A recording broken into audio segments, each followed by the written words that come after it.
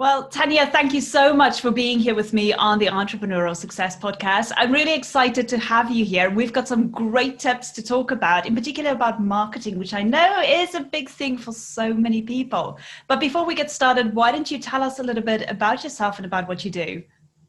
Well, thank you, Henriette, for having me on here. And yes, I am excited to talk through all these things with you. So I started my business around 4 years ago. And it was born from a passion really to help other businesses, other small businesses, market smarter and therefore be able to stand out to the customers that count most to the actual business. And that came from my marketing career. And, you know, over the years, I just, you know, you learn that the campaigns and the marketing activity that work are the ones that have the actual, you know, the work has been done beforehand to put the foundations in to really understand, you know, what you're trying to achieve, who you're targeting, and why they should buy from you. So there's putting those basics in place. And quite often marketing, and I think it's human nature, you're tempted to rush ahead with your marketing without making sure you've stepped back and put those foundations in place. So I was very keen when I set up the business this is what I wanted to do, this is how I wanted to help other small businesses, and this is what I have been doing over the past 4 years. It's amazing. And I just find it fascinating because every time I meet somebody like yourself who is in marketing, everybody's got their own, how can I say, unique niche within marketing as to what they're doing. And I just love that. I love meeting women like yourself who's just really so passionate about marketing and about what they do. And I love doing what I do, and I think that's drives. You need that passion to keep, especially when you become a small business owner. You need that passion to keep yourself going. And you're right, marketing is such a broad field, and you will continue to meet other people who do have different niches within marketing. And I think that's what I can't imagine it being a small business owner, how daunting when you're told to market your business, how daunting it must be, Phil, because it is such a wide field. You've got marketing strategists like me, you've got brand people who focus on brand, you've got people who focus on social media, people who focus on, you know, the blog writing part of that, you've got all the digital marketers, you know, the SEO specialists, the Google AdWords specialist, and there's just so much. And, you know, with somebody with a marketing training and a broad marketing overview, I can make sense of that. But even so, that can feel daunting sometimes when you're actually having to market your own business. But for somebody coming without a marketing background, I can imagine how, well, I know from talking to other small business owners how, you know, overwhelming it can be. Yeah, absolutely. And I experienced it myself as well when I started my business. So I know exactly what you mean. Talk to us a little bit about how you got started, because this is what fascinates me. Because obviously you said already that you're in the marketing industry, but what got you started to make that decision really like, hey, I'm going to make my own business work? And how did that lead you to where you are now? So for me, I actually have something called complex PTSD. And I was diagnosed back in 2015.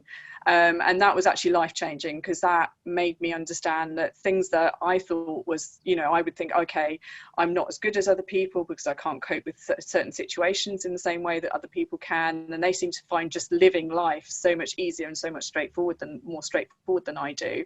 To actually find out that it's not a character flaw, that there is an actual reason behind it, and there's an actual reason that can be actually treated, was completely life-changing. And I think I'd always, for a long time, had felt actually I want to do my own thing.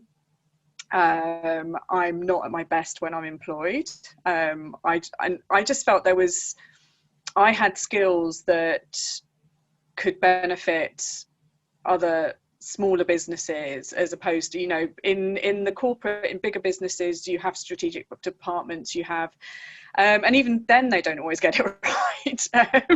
But I just felt there was this space in the market where, you know, there was smaller businesses and I could really help with my skill set. And I think having that diagnosis gave me the confidence to say, actually, I can do this, I want to strike out. I was, as you say, fate stepped in, and my company at the time were offering voluntary redundancy, and I was like, okay, it's now or never, I'm going to do it. And so that was, I think, the driver. And it was also very much something that having that diagnosis made me realize actually how important family was, and how important it was actually for me to be at home with my daughter while she was growing up, and just being there for her. And I think it was just the whole process of going through the treatment and talking through that. And so for me, it was absolutely, I think, setting up my business, one was enabling me to follow my passion professionally, but also being able to reach my goals on a personal front as well. So and I've very much been I've set up and run my business at the moment to work around my daughter, being present for her, being there for her. And I say that's not going to be for everybody, and I'm not saying that's for everybody, but for me, that's how it's, you know, the business has enabled me to do that, and the way I'm running it is enabling me to do that. But I think that comes back to when I'm talking to people and to small businesses about making sure you put your foundations in place, is actually going back to one of the things I do talk to them about, and I know many of your other guests have spoken about this, is your why. Why are you in business? What are you looking to achieve? And success is going to mean different things to different people at different stages in their lives, at different stages in their business. And actually understanding my why, and mine's very powerful, based on it's again managing my condition, but also being there for my daughter at the same time as well. That's why I have set up my business, and that's what made me take that step from the corporate world into the scary world of entrepreneurship. I know it is a lovely story, and I congratulate you for doing that, because I think in so many cases where we all hit obstacles in life, personally or in business, it doesn't matter, but most people, when they hit an obstacle, it kind of pushes them back. They don't see a way out. They don't see how they can move forward. But you kind of use that obstacle to your advantage and started your own business with that. And maybe even at that point, things didn't make sense. You still like, this is maybe something I'm going to try. I think I'm going to do this, and I'm going to go for it and just see where it takes me.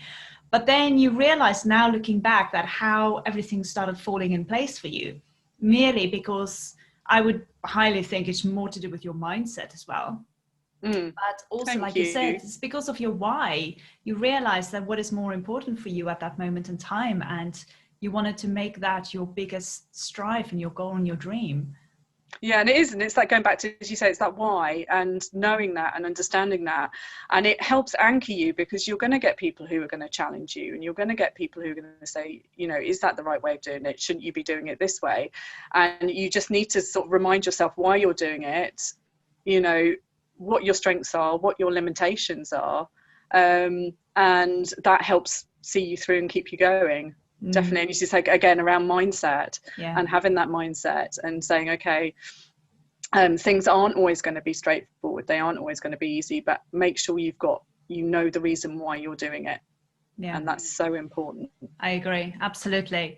Now, one of the things that I'm fascinated with is, because you're so passionate about working with small businesses to help them market smarter, as you call it. Now, most people would say then, well, if you're already a marketer and you already have that background from the corporate world, you must be flourishing in your business, and you must be so good at marketing. Because for somebody who doesn't come from a marketing background, that is something that they've got to learn from scratch.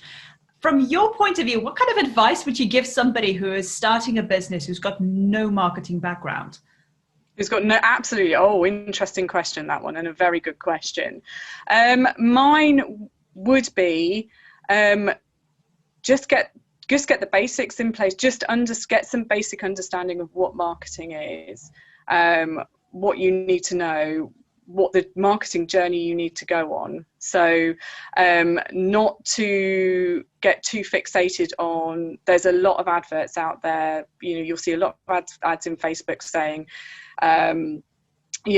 follow this formula, this is basically the silver bullet, you'll bring in if you do it this way, you will get stream of customers coming in. And whilst that may have worked for that particular person, and for people in a very similar niche or industry for them, it doesn't necessarily mean it's going to work for you. And I think it's just understand first why you're doing things, what it is you want to achieve. Have a look at understanding what's going on in your market. Again, a lot of people will jump in without actually realize, just take that step back and think of, just look at what's in the market. What are the trends? Is it growing? Is it shrinking? Where are the opportunities? Again, I hear a lot of people say, don't ignore your competitors.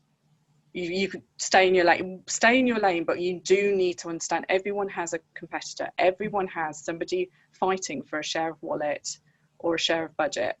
So just get those understand what's going on, say, with your market, with your competitors.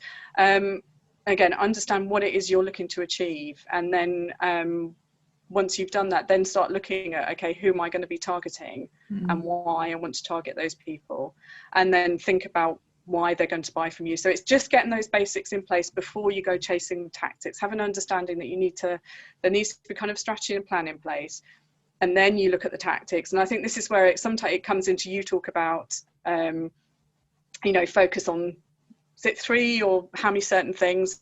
When it comes to actually doing the tactics and the activities, don't try and do everything. Don't try and do scattergun. Find some things that work for you and focus on those, but put those foundations in place first. That's my advice. And don't just assume because it's worked for somebody else it's going to work for you, because everyone's got a slightly different business, a slightly different reason for why people should be buying from them. So put those foundations in place. This is something that I find as well, that a lot of people get kind of frustrated with, because there's so much, like you say, so much out there. Marketing is a broad range. And I'm talking from my own experience, but I'm also talking from the experience of my clients that I've worked with. There's so much going on there, and I call it this shiny object syndrome, where you're just constantly grabbing the newest thing and the latest thing that pops up. And in particular, what you're kind of doing is you're working on something now, and then this shiny object kind of distracts you, and you go and you grab that, and then you concentrate on that. And then something else pops up here, and you grab that and you work on that. And what you're doing is, number one, you're overwhelming yourself. But number two, you're not laser focused on a strategy. And like you said, the strategies that are out there might have worked for other people. It doesn't mean that it will work for you. And I'm not saying that in a negative connotation where people go like, oh, well, what will then work for me? This is where you really got to sit, like you said, and figure out the foundations about what sits right with you and what do you feel you can work with. And I do find personally, for me, when I started my business, I had the shiny object syndrome and I wanted to do everything. I really went and tried every single strategy, every marketing technique there was. And it overwhelmed me, where I didn't get the results that I was looking for. And I just kept on going back and saying, why isn't this working for me? It's working for these people. But then I quickly realized that I was just spreading myself too thin. I needed to get laser focused, get the foundations in place, get laser focused, and just concentrate on 1 or 2 strategies at a time at the most, and then just work through those over and over again. And only then did I start seeing the results.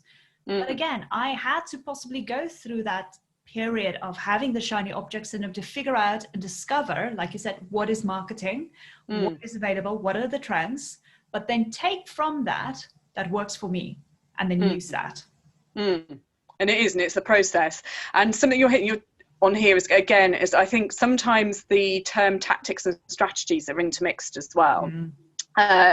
So for me, so with strategy, I have discovered a lovely example during the summer of how to explain what a strategy is. And it's around sloths. Now, sloths are cute, so lazy, slow, and just absolutely wonderfully, you just want to cuddle and kiss sloths. They're beautiful, cute creatures. But why are they so slow? Why do they behave the way they do? They eat very much a plant-based diet, as do other mammals. But those mammals, there's 2 ways that they can approach eating or manage dealing with eating plant-based diet, which basically you have to eat lots to get enough energy to move. So some mammals will sit there and they'll just eat all day. That's their strategy for doing it. Sloths they eat less, but they move less. So that's their way. That's why they move less, because their diet doesn't give them that much energy. But they decided, or evolutionally decided, actually, we don't want to sit and eat all day, so we're just going to go for the slow moving piece. So for me, strategy is explaining how you approach an issue or a problem or a challenge and find a solution. The tactics are actually how you go through doing that solution. So tactics for strategy, for me, it's very much, when you're talking about strategy, it's actually thinking about, okay, what are my goals, who am I targeting, why they should buy from me, and top level, how I'm going to do that. The tactics are very much then looking at, okay, what am I going to do to achieve those goals? And is it, will it be a focus on bringing in people through Google search? Will I be trying to reach people through social media? Is blogging going to be a tactic? Will I use events and networking? So those kind of things. And sometimes I find those can often be mixed up with the word strategies. So when you're talking to somebody about strategy, they're thinking, actually, so you're talking about, doing this kind of tactic. And I'm like, no, that's the tactic. What you need to do is put those foundations, the strategy, building the strategy is making sure you've got those foundations in first. So again, I think there's a lot of mix up between those two terms within the small business world as well. It makes absolute sense. And then thank you for clarifying that, because I think people will look at it now a little bit differently within their business. And I think also it gives clarity, and it kind of divides the two, tactics and strategy, and to make you realize that it's not just one or the other. You've got to have both. You have to have where they lie in the whole sequence of events. Yeah, you do need both. A strategy, you can have a brilliant strategy, but it's pointless if you're not activating against it. And it'd be great if you're activating and you can be getting some results, but you're not going to be getting the results as efficiently and as effectively as you could be if you've not got a strategy behind it. You need both. You absolutely need both. So if a small business owner would come then to you and say, I need to figure out what my marketing should be, how I should work on my marketing, what is marketing, all those kind of things. What is the first kind of thing that you're looking at with a small business owner in order to start setting those foundations?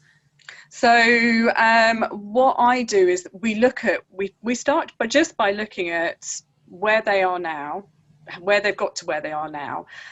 We look at what's going on in their market, because it's no point coming up with a fantastic idea or a fantastic way of positioning what you're selling if if there's coming down the line some kind of legislation or some kind of or there could be a really aggressive competitor coming in that could turn all those plans that you've got on your head. So actually you don't even have to spend loads and loads of time, but just making sure you've gone and looked at what's going on in the market, what the trends are. And there's so much, we're in a world now where so much insight and data is at the end of our fingertips, that it's just looking at that, examining that, then sort of getting them to understand who's their competitor, what's going, just having a look around who's your direct competitor. So who are people doing similar things to you, but also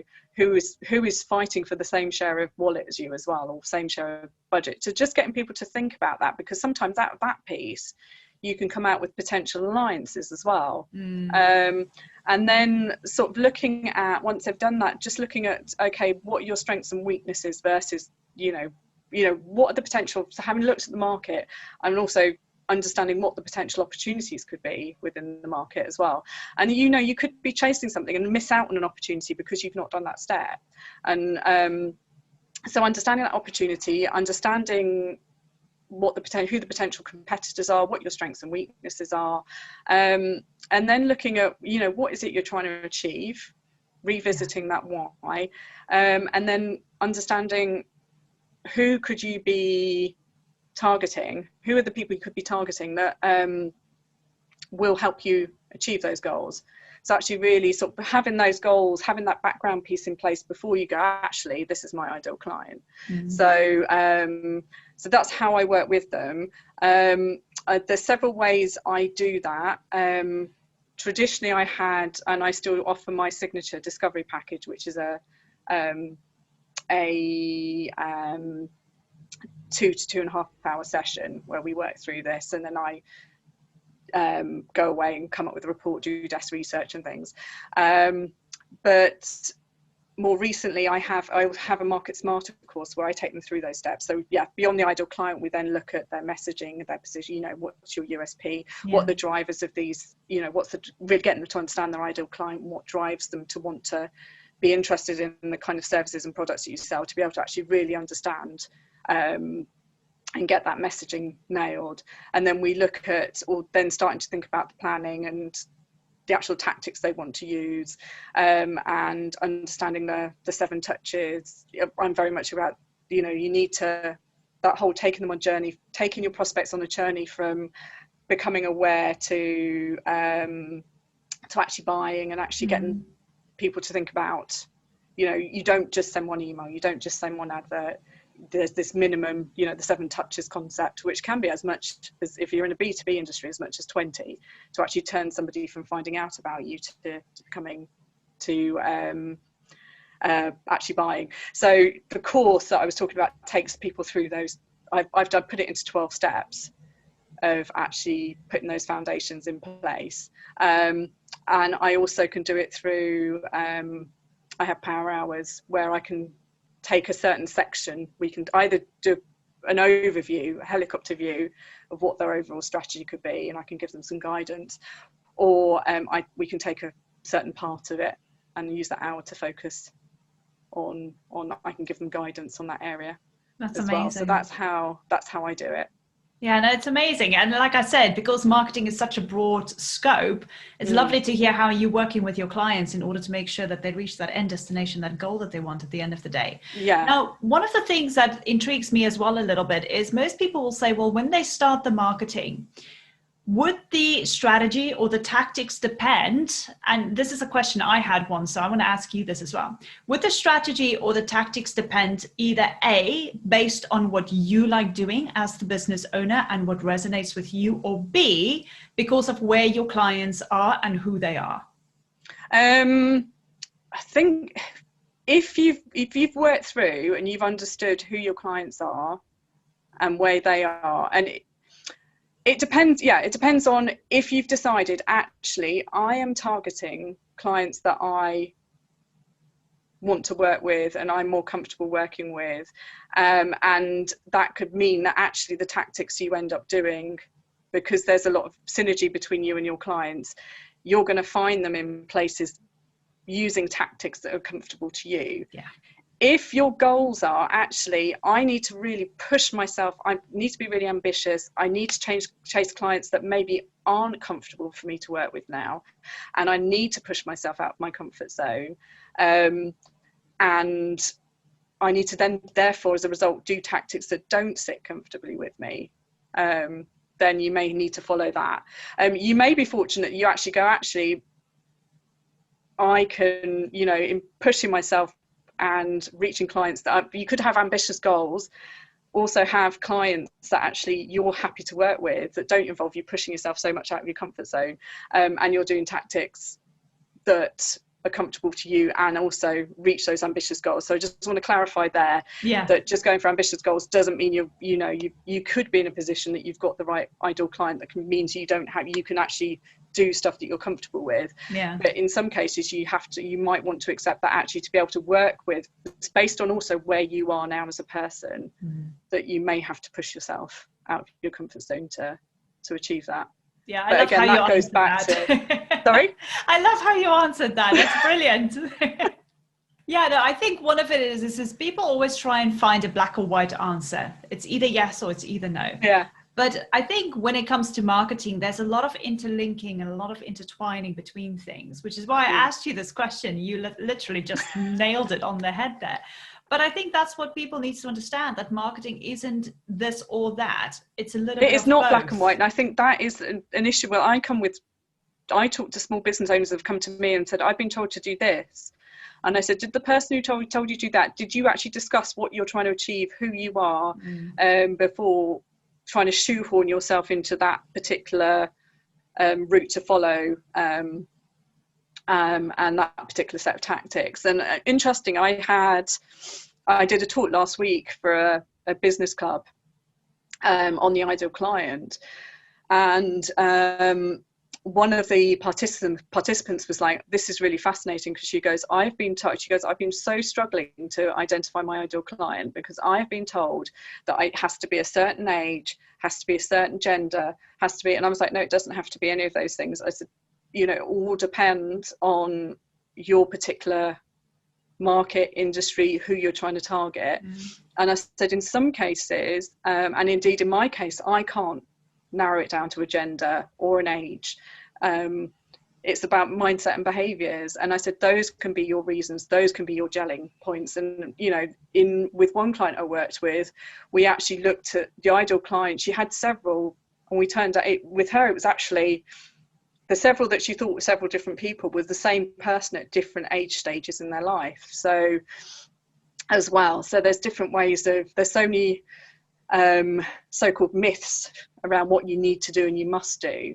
And so this is where when I say to people, it's about really understanding you, your business, your goals, your industries, the opportunities you're chasing, before you then try and do these bits afterwards, because it makes it so much easier once you know that.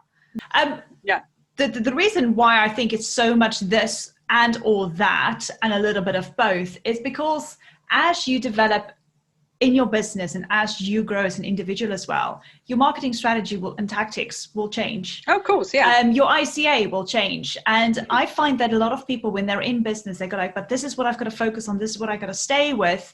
And this is the be all and end all. It's like, not entirely. It might be what you're working on now, and it might be working for you now, which is great. But 2 years down the line, or even a couple of months down the line, something else is going to come your way now, another opportunity as an example. And that means that you've got to pivot, you've got to change your strategy. I mean, look at what happened in the world now. How many people had to change their strategy, had to pivot in their business? So it doesn't mean that it's a be all and end all. And the same thing what you said with your ICA, everybody starts with a kind of a general idea about who their ICA is. My ICA has changed dramatically over the last couple of years. And that's okay, because for me, I know that's part of the growth of my business. Yeah, that is. And it's not a static thing at all. And I think the whole point of having, and I think that's again a misunderstanding about planning and strategy, is that I've got this, it's fixed. And it's like, no, it's not. It's actually what I say, it helps you be more flexible, because you've got those foundations in place. It helps you make those informed decisions when those new opportunities come. Do I take them? Instead of going, oh, the nice shiny new thing, and grabbing the nice shiny new thing, you can say, actually, does that fit with my goals? Are my goals right? Does it, is this opportunity actually going to be better than the one I'm pursuing at the moment? Does it fit my ideal client? Or, can I shift my ideal client and evolve it to fit it?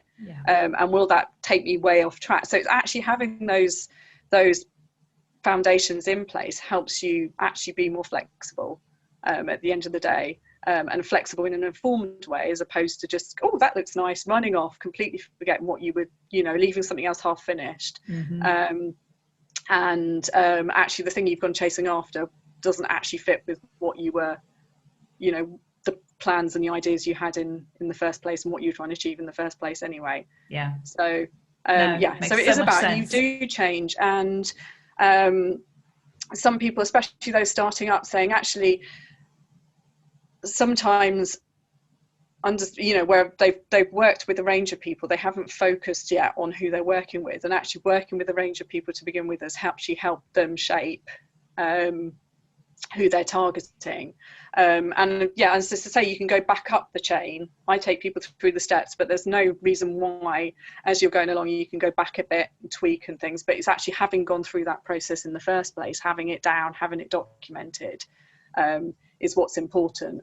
And I have people who have had sessions with me 2 or 3 years ago are still going back to the original document, and they said it just keeps them anchored. And it's just helping them evolve their businesses now, and especially during, as you say, during the time that we're in now where things are changing. I've had to change tack as well, having those foundations, actually knowing, you know, where you are, where you're wanting to go, and who your ideal client was, even if it's not the same person now. Just having that starting point it just makes it so much easier. Yeah, it's like having a little mini guide almost. It is, yeah. And people call it blueprint, or I've had people refer to what I've done for them as roadmaps, as blueprints. But as I say to them as well, you know, your business is going to change, and it's, don't follow it rigidly if it doesn't work now, and we can actually look at updating it. But it's yes, it's not a fixed thing at all. Yeah. Oh my gosh, Tanya, this is absolutely fantastic. And also, one of the things that I want to ask you. You're making me blush now, Henriette. Oh, yes, don't worry about it. One of the things that I also want to ask you, and maybe I'm putting you on the how do you say, on the spot? On the spot, thank you. Oh my gosh, see there, I lost my trail of thought. So putting you on the spot here, if there's a very good marketing book that you can suggest or that you've read before, is there something that you can maybe suggest to the audience that would really help them? On a really good marketing book, there's several. And you have, because I can visualize them, I just can't think of the titles of them. Sorry, I told you I'm going to put you on the spot. Do you know what? I think for a business, and this is one that I used when I was, this was years ago, and it's probably going to surprise people, but it was the Marketing for Dummies. And, oh wow, okay. And it was just, this is before I did my Chartered Institute of Marketing, and I'd been in marketing before, and I just want to, for a few years by that point, but I just want to actually sort of learn about it. And I think I picked up this one because I was abroad in Moscow at the time. There was few English versions of books, and I think there was a Marketing for Dummies and a PR for Dummies. And I think that really explained those basics that I'm now teaching to other people. Just really that understanding of, you know your customer, know your market, all those basics, which then I built on when I went and did my Chartered Institute of Marketing Professional Diploma. But I'd say for somebody starting out, because some of the ones I was thinking about was that actually I think you need some grounding in marketing to really get the most out of those. But that one, I think, because that's the one I started out with. I don't know what the issue is. It's going to be slightly different. It's going to be probably quite a bit different from when I read it because of how things are moving. We're talking about 10 years ago, even more. But that's, more than 10 years ago now. Well, there you go. Marketing for Dummies, why not? That version, the Dummies book, and that was probably one of the best ones, the clearest ones for somebody with no background or little background in marketing, although I'd been doing marketing even by that point, to understanding those principles, because it's written very, very, very clear language for people who aren't marketers. Well, there you go. So for those of you listening, if you want to get a really good book, go and get Marketing for Dummies. So, but there are others. I'm just trying to titles. Oh, it's okay. Don't worry. That one I think we'll keep with that one. For non-business owners. I mean, for small business owners who are non-marketers, have a look. Although, as I say, I don't know what the current version is like. Yeah. No, that's absolutely fine. Thank you so much. Is there any last tips or any last golden nuggets that you want to give to the audience? Because I know you've got an amazing freebie as well for us. Yeah. So any last tips before we move over to telling them about your freebie? Okay. I think it is I think another one, going back to knowing your customer, I think there are a lot of people forget to observe.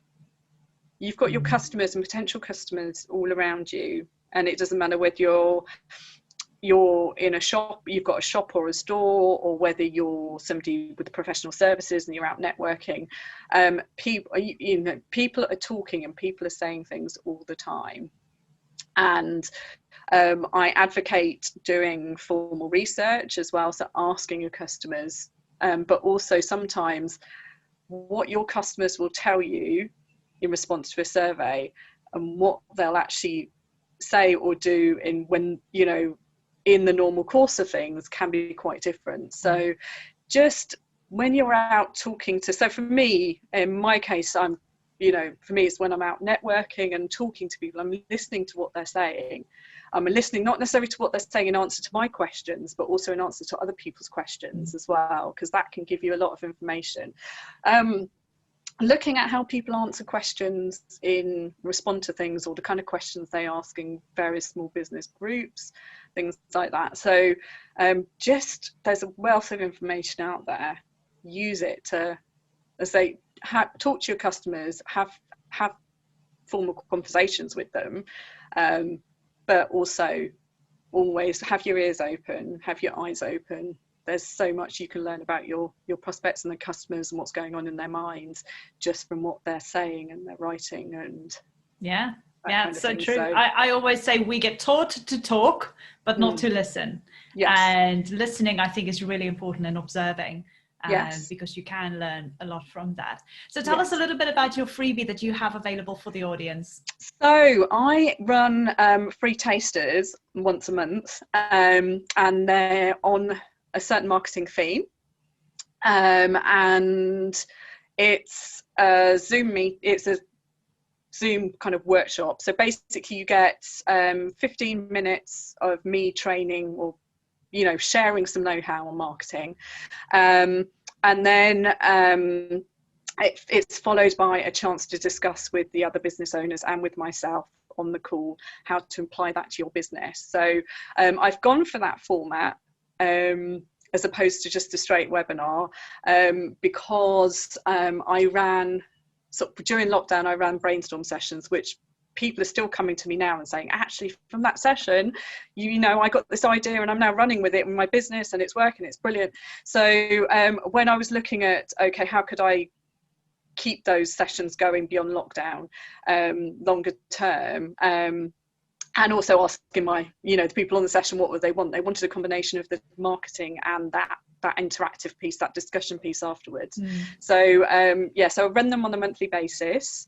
You can find out about them either by following my Facebook page, following Distinctivist page on LinkedIn, or joining my mailing list. Amazing.